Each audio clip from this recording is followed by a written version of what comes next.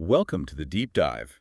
Today we're tackling a phrase you hear everywhere, often thrown around, often uh, weaponized, really. The Great Reset. Right. It's become so loaded, hasn't it? Politicized. Exactly. But our sources today, they give it a totally radical redefinition. They argue the real Great Reset isn't, some political plot by central banks or anything like that. No, not fundamentally. The source material talks about something much bigger, cosmic, cyclical, deeply embedded in how reality itself works. Though it does acknowledge that some groups, the source mentions the OK Club elites. Yeah, it says they've tried to create their own version, like a profane imitation for worldly power, but that's secondary to the main idea. Okay, so let's set the stage. This true Great Reset, according to the lore, is more like a divine reboot. That's a good way to put it. A reboot of existence itself. It marks the end of one huge era, a great age or cycle, and the beginning of the next one. And the engine driving this whole thing, this constant cycle, is based on a divine blueprint, the Trinity. A three-part system. Not a simple back-and-forth duality, but three principles locked together, always interacting, balancing. So our mission today is to unpack these three pillars, alpha, beta, and omega. We need to figure out how they work together. And specifically, why they make this cycle keep repeating. Why this reset is, like, built into the system, a feature, not a bug. Okay.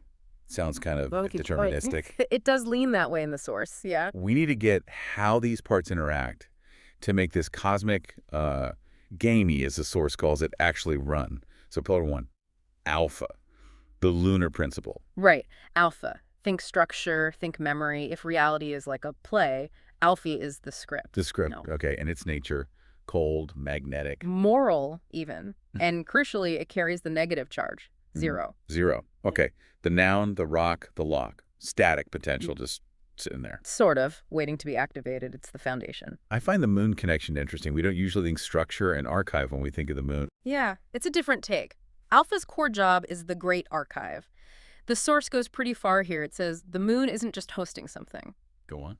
It is the home of the Chi computer system. The Chi computer system, Mhm. stored on the moon. Or as the moon, maybe. This system holds the entire lore, all the memories, every possibility from every previous cycle. Wow. Okay, so it's the absolute definition of what can happen.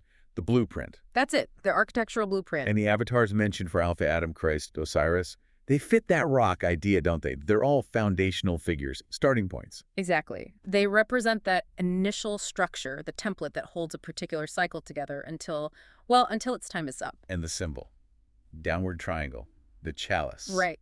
Symbolizing holding something, receiving, storing, the vessel, waiting. Okay, so if alpha is the locked R drive, the cold structure holding all the data, you need something dynamic to unlock it, to get the data out. Precisely. Which brings us to beta, the solar principle. That's where it gets fiery, right? Oh, yeah. Beta is the action, the fire, the key. Hot, radiative, passionate.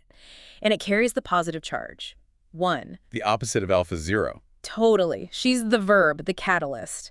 If alpha asks the question, beta is the dynamic answer that sets things in motion. That tension between 0 and 1 that drives it all. That's the idea. That tension is the engine. And its function is described as a cosmic radio. That's evocative. It is. Beta doesn't just have energy. It broadcasts the lore stored in Alpha's Chi system. Broadcasted across the realm. Yeah, using fiery solar energy. The source explicitly calls it radiation. Radiation. Okay, that's clever wordplay there. So think Alpha, hard drive, Beta, the operating system, and the Wi-Fi signal broadcasting the instructions. Making the game actually playable. Right. And her avatars, Eve, Isis, Semiramis, they all embody that active catalytic energy. They bring change within the cycle. Makes sense. And her symbol is the opposite of alpha's. Upward triangle, the blade. Representing action, penetration, dynamism.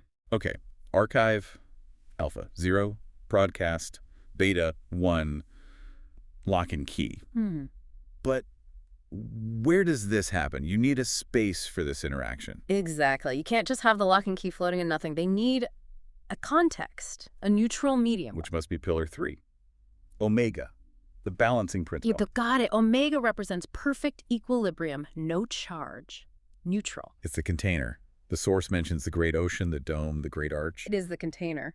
But no charge isn't just emptiness. It's crucial. It's a stable balance point needed to hold the tension between alpha's cold magnetism and beta's hot radiation. Without it, boof. Pretty much. Immediate collapse, according to the source. Omega allows the cycle to actually play out instead of self-destructing instantly. So it is the physical environment, the realm, the pen, the stage. Exactly, the stage for the game. It provides the necessary context for alpha and beta to do their thing. And its avatar, the water bearer, Aquarius, who brings the cleansing wash, that really drives home the cyclical part. Yes. Omega isn't just the passive stage. It's also the reset mechanism. It eventually wipes the stage clean. Ready for the next performance, the next cycle. It provides the context, but also enforces the renewal. It's key to this idea of the continuous cycle repeating. Okay, so let's bring it together. Yeah. We have the deterministic script in the archive, alpha 0. We have the active energy broadcasting it, beta 1. And we have the neutral stage where it all unfolds and gets periodically cleared, omega, neutral. And the source is very clear. The entire point of this great cycle, the reason it keeps turning, is the mandatory absolute union of these three principles. The union, that's the goal. That's the mechanism of the reset itself, and this is where the symbolism gets really specific. The source points to the Star of David, the hexagram A, often associated with the OK Club, Right. and says it's not just a symbol, it's a literal diagram, a mathematical representation of this union. How so? I see the two triangles. Exactly. You have the upward triangle, the blade of beta 1, Merging perfectly with the downward triangle, Yeah. the chalice of alpha 0. interlocked, in perfect harmony. And that union happens within the conceptual space of omega, the neutral container. So the symbol shows the resolution, the merging of opposites. It's presented as a geometric necessity. The system needs this periodic resolution where the charged opposites, 0 and 1, unify within the neutral field. That's the Great Reset. And that's why the cycle has to keep repeating. It's built to resolve and restart. Precisely. It guarantees the repetition. Okay, and the result of this grand unification, what happens at the reset point? The birth of a new being. The source calls it the awakened monarch, the final boss. The final boss. Sounds ominous. Maybe. But this being isn't just, a powerful ruler. They are the Trinity, fully realized. Simultaneously, the blueprint, alpha, the energy, beta, and the container, omega. Woo, the complete package. The ultimate synthesis. So is the monarch a destroyer, or maybe more like an administrator overseeing the reset? If the cycle must repeat, the monarch sounds like the system's ultimate self-correction point, achieving that perfect synthesis before. Before the cleansing wash comes, yeah. Clearing the board for the next cycle, maybe driven by a new iteration of the foundational script. This loops back to what you said earlier about the profane imitation. Right. If these OK Club elites understand this cosmic pattern that unifying opposing forces yields control, yields the monarch, Then their obsession with symbolic mergers, consolidating power, controlling narratives, it makes a kind of sense. They're mimicking the divine blueprint. trying to force their own, maybe smaller reset for earthly game before the big one inevitably happens. It's sort of simulation of the real thing. But the core message from the source stands. Yeah. The real Great Reset isn't that political maneuvering. It's fundamental, cosmic, baked into the structure of reality. It's the mandatory unification of these three forces: 0, 1, and neutral. ensuring the continuous cycle repeating. It's less an event, more the ticking clock of the universe itself. So if the cosmos really is built this way, this trinity constantly pushing towards union, producing a monarch, resetting, it suggests reality is fundamentally cyclical, maybe even deterministic. A repeating game on a stage that gets periodically washed clean by the water bearer. Which leaves us with a big question, doesn't it?